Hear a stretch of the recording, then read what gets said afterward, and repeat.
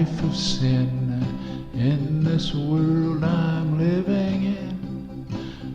I have done forbidden things I shouldn't do.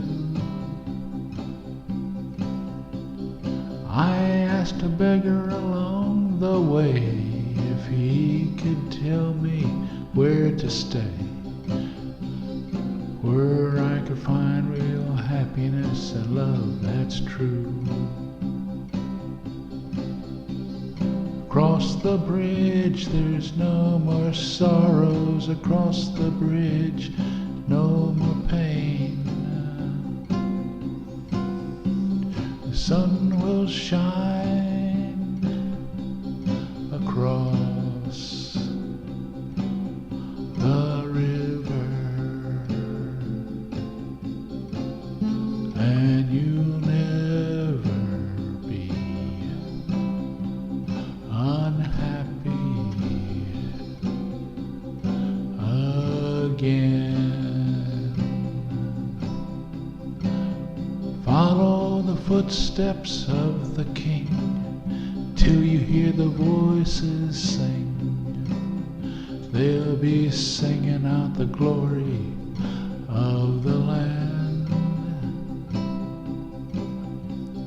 The River Jordan will be near, sound of trumpets you will hear. You'll behold the most precious place ever known to man. Across the bridge there's no more sorrow, across the bridge there's no more pain. Sun will shine across the river, and you'll never be unhappy again.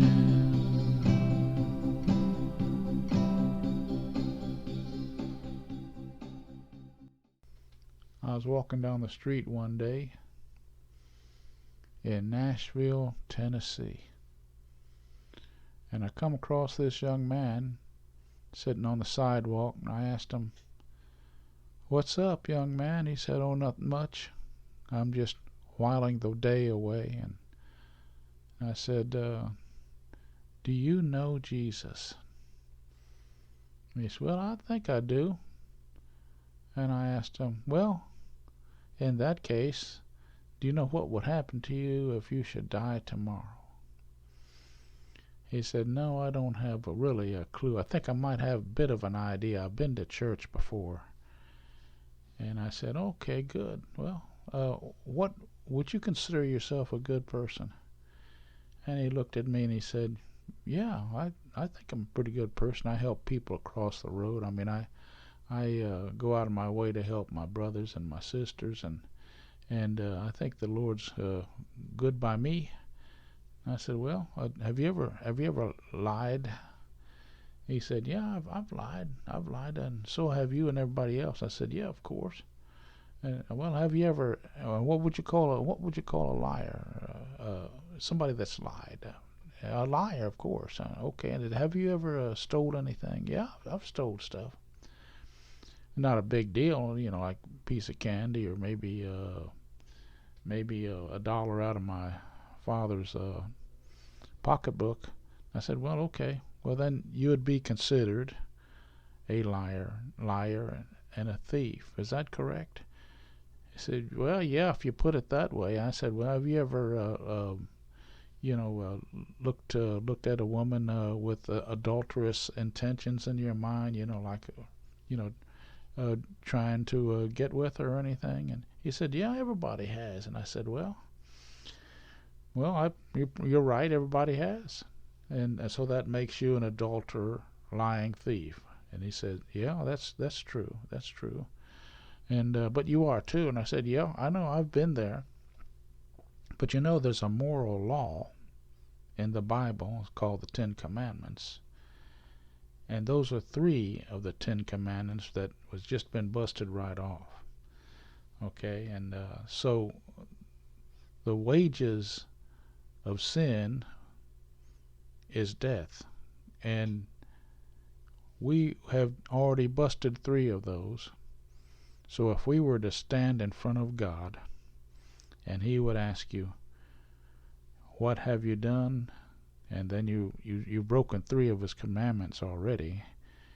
What do you think the result of the judgment would be? Heaven or hell? Well, he said, based upon that, I suppose hell. I said, I think you're right. Matter of fact, I know you're right.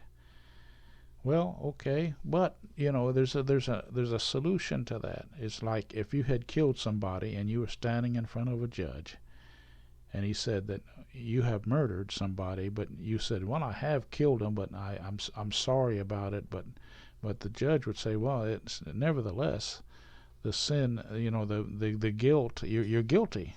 You're guilty, so you're going to go to jail. But when you stand in front of God and you have a payment for that. That payment is Jesus Christ.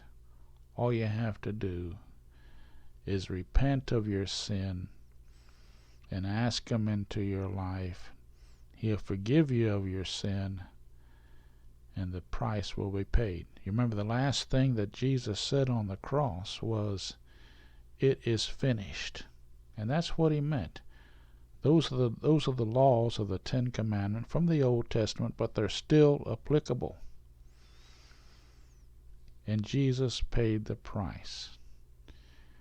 And so, as a result, both you and I have sinned, and the way out of it is through Jesus Christ. And so I looked at the young man, and he looked at me and said, yeah, that's true. And I said, well, will you think about that? He looked at me and said, yeah, I'll think about it. Have a good day, folks.